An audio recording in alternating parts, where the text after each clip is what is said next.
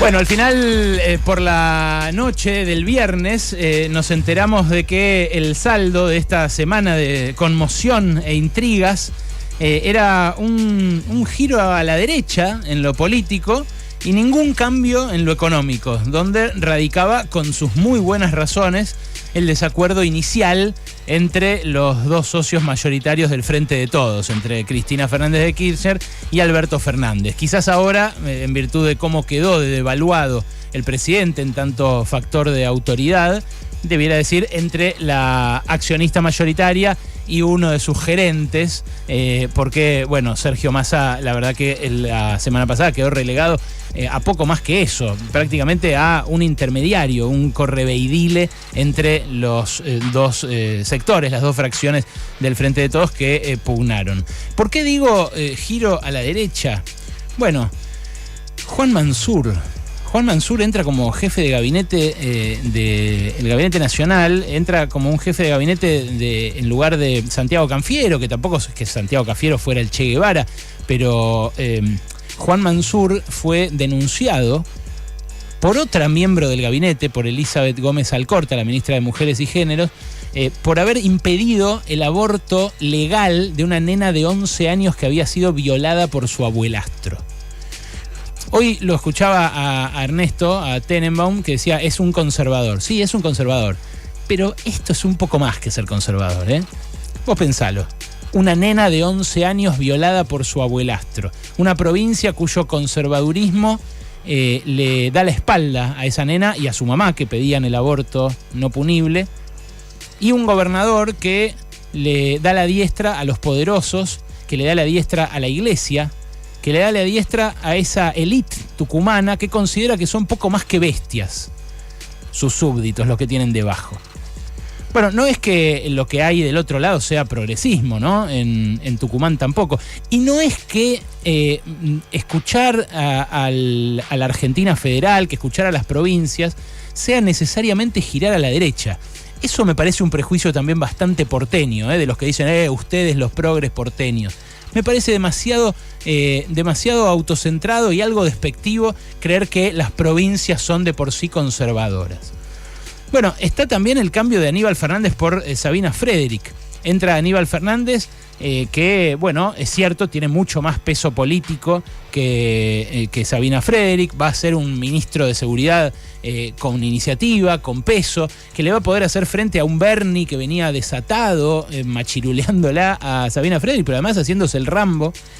Y que de algún modo lo recibe con un mensaje hoy cuando su primer acto de gestión con el nuevo ministro de Seguridad, no con él, pero ya con él designado, digamos, Bernie fue a General Rodríguez a mostrar que había incautado un montón de droga. Bueno, Aníbal Fernández, obviamente no expresa la posición revisionista de Sabina Frederick, que buscaba reformular el rol de las fuerzas de seguridad en la Argentina, pero tampoco es que Frederick lo logró demasiado, francamente, con lo cual, bueno, es cierto que Aníbal Fernández es el que dijo en su momento que era una sensación la inseguridad.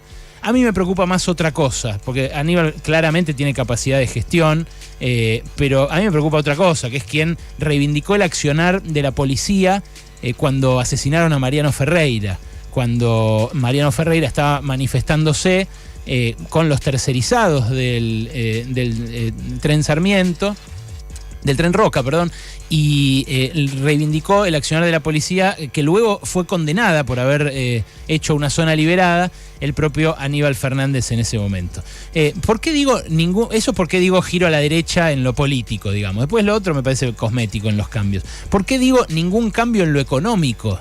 Bueno, siguen Guzmán, Moroni y Culfas, sigue Cecilia Todesca, sigue Miguel Pese. El equipo económico en esencia es el mismo, y el único cambio es Julián Domínguez, que viene en estos 60 días a hacer campaña en la Pampa Húmeda, a juntar votos, digamos, de los que no votaron en la provincia profunda, o los que no estuvieron que no estuvieron de acuerdo con votar al Frente de Todos. Obviamente el que votó a Cambiemos, que votó a Juntos, no es que se va a cambiar de bando, pero claramente el rol de Julián Domínguez es hacer campaña, recomponer con los dueños de los campos la relación, dar concesiones a los dueños de Hacienda, de granos, etcétera. Así que ahí tenés un no cambio, que en realidad tiene un pequeño cambio cosmético en el margen de Basterra por Julián Domínguez, que es un cambio hacia las posiciones más conservadoras, digamos. Si tenés que elegir izquierda o derecha, es un pequeñísimo viraje a la derecha. Pero básicamente no hay cambio en lo económico. Así que termina siendo una salida que sacrifica, para mí, ¿no? Según lo que veo yo, que sacrifica votos por todos lados. Porque los anti-K leen que ganó Cristina porque sigue Guado de Pedro y porque fue ella la que en su carta mencionó a Juan Mansur, el nuevo jefe de gabinete. Los K, o no los K, sino los filo K, los que votaron al gobierno porque les resulta simpático el costado progresista, ven que se queda el autor intelectual del ajuste que denuncia la vicepresidenta, y se horrorizan con la llegada de Mansur, lógicamente, o con la llegada de Aníbal Fernández. Me faltó decir que Aníbal Fernández dijo que Julio López se había ido a tomar el té cuando desapareció Jorge Julio López, testigo protegido en aquel momento del juicio de lesa humanidad contra Miguel Echecolás. Bueno, los que ascienden y son reivindicados este fin de semana son Mansur, Uñac de San Juan, un hombre de prácticamente alineado con el complejo megaminero, como todo gobernador de San Juan, porque San Juan se reconvirtió muy fuertemente hacia esa actividad. Quintela, el riojano, que fue el anfitrión este fin de semana. También son reivindicados y ascienden los intendentes peronistas del conurbano, Insaurralde, Nardini, Ishi, Mario Ishi, el de las ambulancias, que estaba almorzando con Alberto Fernández cuando se dio la ola de renuncias el miércoles, la ola de renuncias que encabezó Guado de Pedro. En fin, es el peronismo puro y duro, el peronismo del conurbano, el peronismo de las provincias, el peronismo que quería jubilar a Cristina Fernández de Kirchner cuando sentía que podía.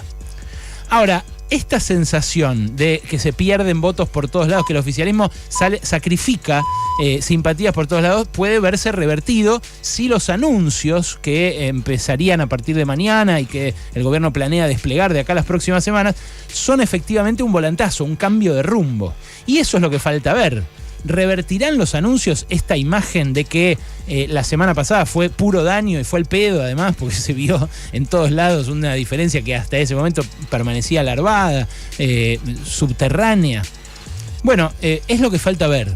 Pero es muy llamativo que el disparador de la pelea haya sido lo económico y que después de tanto desgaste, los protagonistas de la economía sigan siendo los mismos.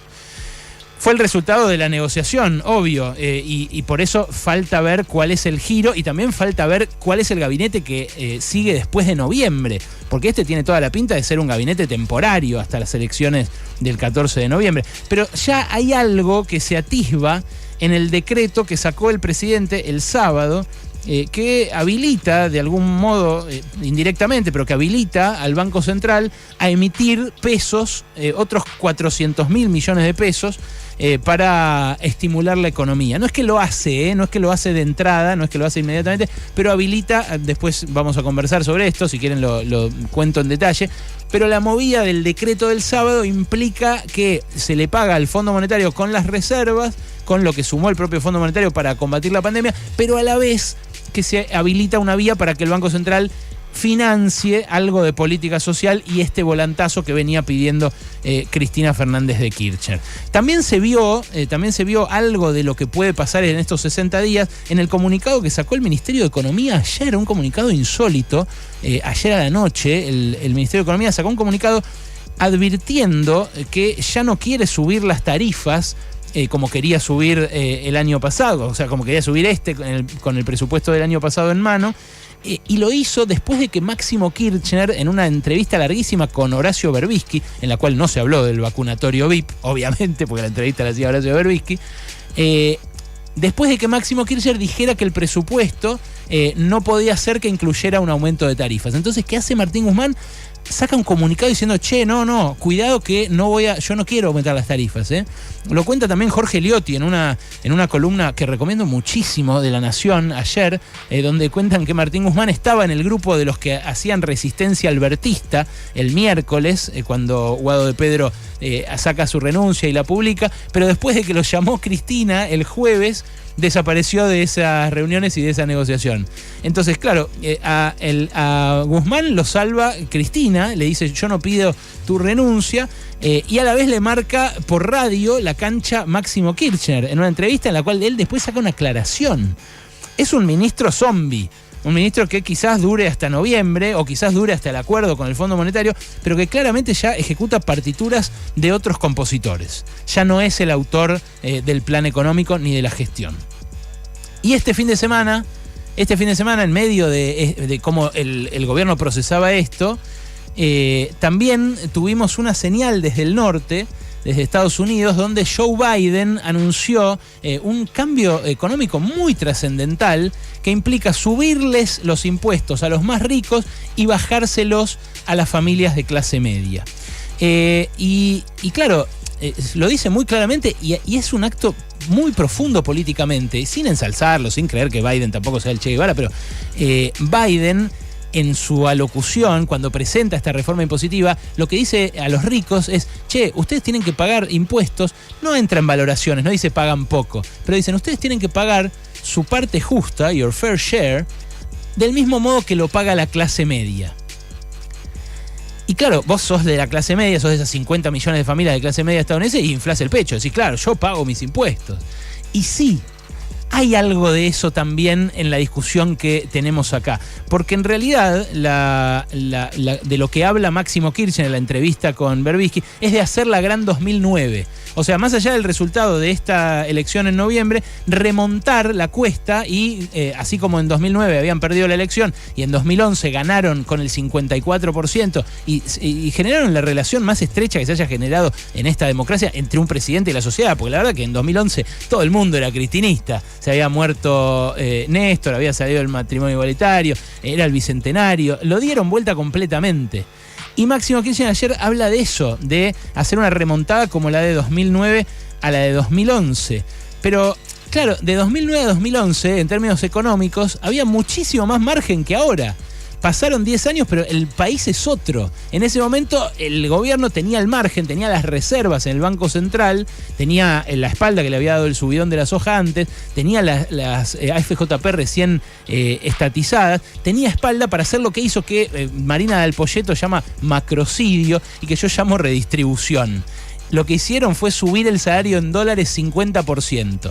Y vos me dirás, no se puede subir en 2 años el salario en dólares 50%. Bueno, yo te digo, hoy no se puede hacer del mismo modo que se hizo en 2009. Pero fíjate cómo en 2009 se pudo y fíjate cómo en Estados Unidos hay una clave para pensar que en realidad se puede.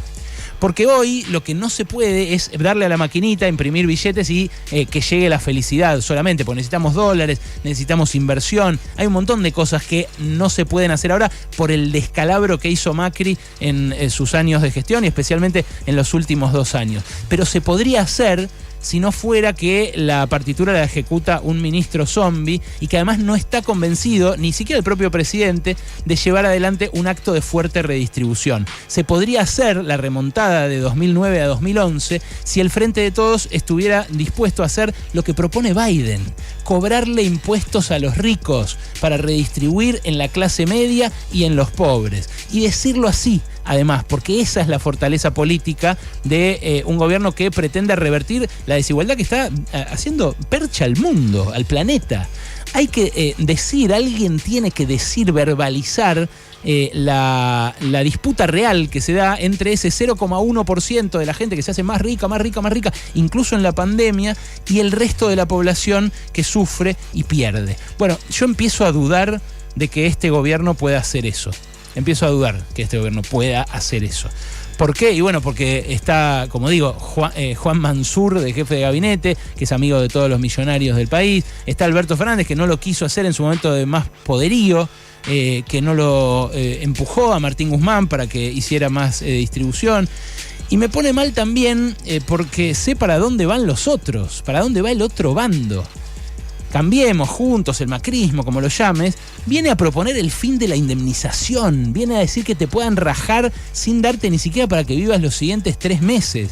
Viene a proponer el ajuste salarial de vuelta, eso que hizo Macri, que te rebanó 1 de cada 5 pesos que ganabas en tu sueldo.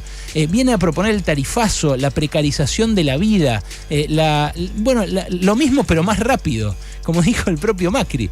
Entonces por eso me pone mal. Y ahí me pregunto también si esta derechización en lo político era parte del pedido de las urnas, de la sociedad. Y me contesto que no, porque para mí la sociedad no pidió eso. Es mentira que haya pedido eso. Es mentira que se haya enojado por las políticas de género o porque se legalizó el aborto. Si hay bronca, es por el contexto en el que se dan las políticas de género y en el que se da también el vacunatorio VIP. Porque no son igual de víctimas de la violencia de género familiar, de las violaciones de abuelastros, los pobres y las pobres, que los ricos y las ricas. ¿No son más víctimas todavía de los travesticidios, de los crímenes de odio? A mí me parece que esa idea de que hubo solamente ajuste y aborto en los 2 años primeros de Alberto Fernández es un poco demasiado simplista. Y en todo caso, el problema fue el ajuste, no el aborto, como ahora quieren sugerir los adalides de este giro a la derecha. Es la economía. Entonces, de vuelta, el giro a la derecha en lo político, ¿no será para consolidar el no cambio en lo económico? Porque esa es otra pregunta válida para hacerse. Si esta derechización, esta reivindicación del Aníbal Fernández de Mariano Ferreira, no será la contracara de la renuncia a transformar la realidad profunda, la realidad en lo económico. De vuelta, el giro a la derecha, ¿no será para consolidar el no giro en lo otro? Ojalá que no. Pero lo que muchos y muchas se deben estar preguntando a esta hora es muy simple. ¿Y ahora qué?